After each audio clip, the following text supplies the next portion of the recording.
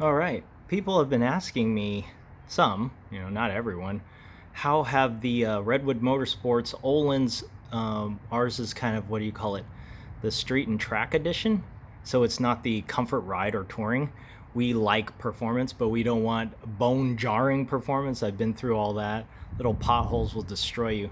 But I just want to do a review after 20,000 miles we've put on these Ohlins. I mean, daily commute that you still see we have the aftermarket melee upper strut. What do you call that?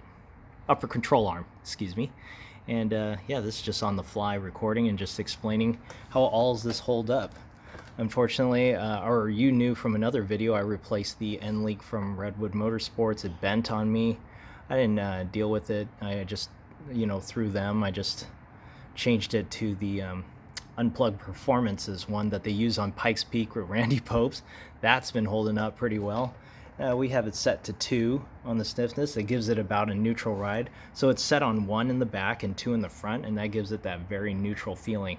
And yeah, and explaining, I had before in another video, I explained that my clicks are what Redwood Motorsports talk to us about, how we like things, how we like to feel the bumps, but not explosively painful. And compliant and controlled, kind of like they describe it as like an M3 comp. That's the way they call the tuning. And it's basically you go all the way stiff and then do 10 clicks on the Ohlins top hat. 10 clicks on the back, 10 clicks on the front. So how long they've been holding up? Well, they've been holding up fantastic. I didn't have to adjust anything in terms of the bolts or anything like that. After a couple hundred miles, I did retorque everything, and nothing was loose, just to tell you the truth. So the suspension, everything has been set the same way. It's settled a little bit, and it actually looks fantastic now. And yeah, those are the stuff I have over here, and a lot of video installs. We can go ahead and take a look at the rear. The rear has that anti-sway bar setup as well. Redwood Motorsports end links are holding up on the rear, so I have no problems with those, with the spherical everything. And I have the air adjustable, dusty. See, it's been through a lot. Grime, rain. I also have their helper springs on there. If you want the car even lower, then I've bottomed out the adjuster, but you want it lower, you can remove the helper spring, and then you can get a lot more lower ride. And this has been holding up fantastic as well. Rides like, I don't know how to describe it, because everyone has different tastes, right? For me, it's to me, it's like I've sat in a 911 Carrera, put it that way. And the ride to me is very similar to that, except for the build quality compared to a Porsche and a Tesla. You hear rattles, but you're feeling the ride, the control, it's all there. It's dialed in. And so we got it corner balanced too. So it's an absolute stud on the street. And yeah, we think this is set up for the street, but I've ridden with my wife, and as you're driving along, you can see the car like bouncing, and if it's at night, you can see like the headlights kind of going up and down. Looks like we're high beaming you or something if we were following you, but that's just that taunt suspension. And it feels really good. And remember, Redwood Motorsports has a track version over this one. So this is the kind of this is the street and like what they would call like weekend track, if you wanted to, like street and occasional track duty. So that's the suspension setup I have to dialed in. So this is good for daily. And yeah, and in a previous video, you seen me install the strut brace. It absolutely enhances the handling even better, tighter. It wakes up the suspension. So 20,000 miles so far.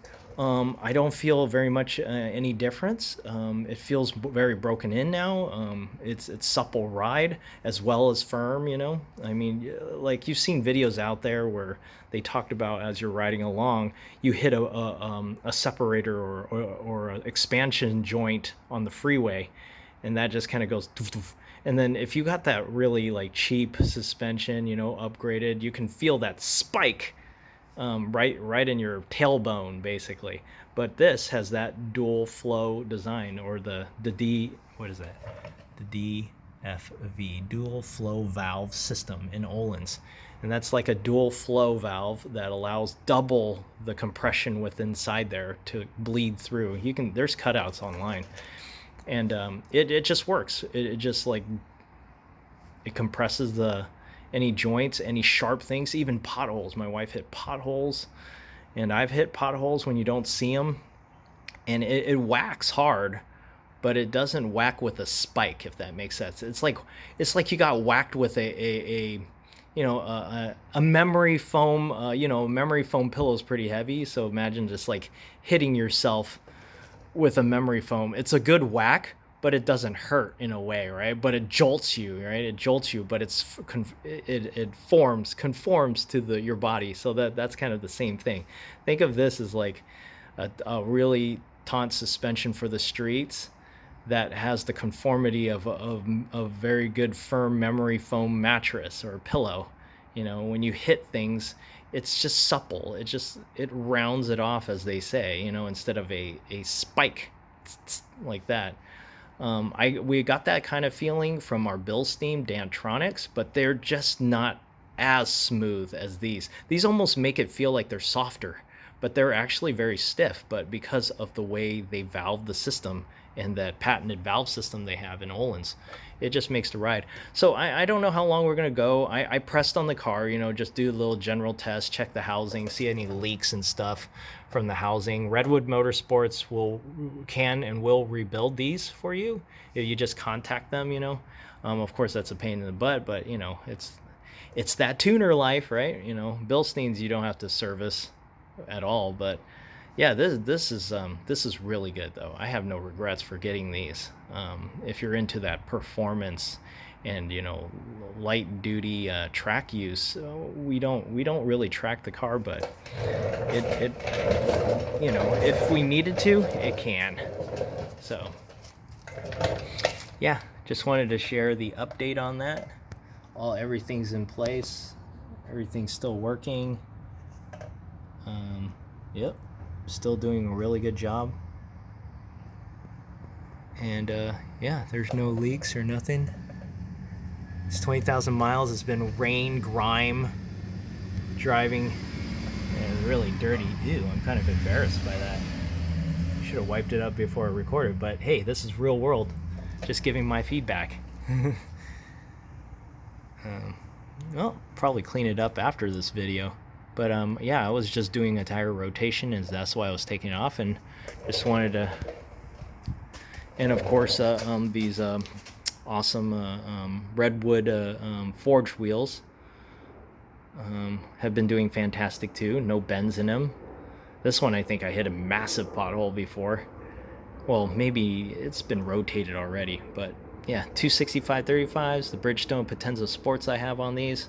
They have a really good feeling. They remind me similar of what the SO4s I used to have on our Golf.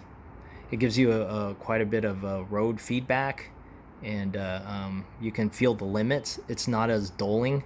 Like the Michelin Pilot 4S's that we have are a little more duller feeling, but they have loads of grip.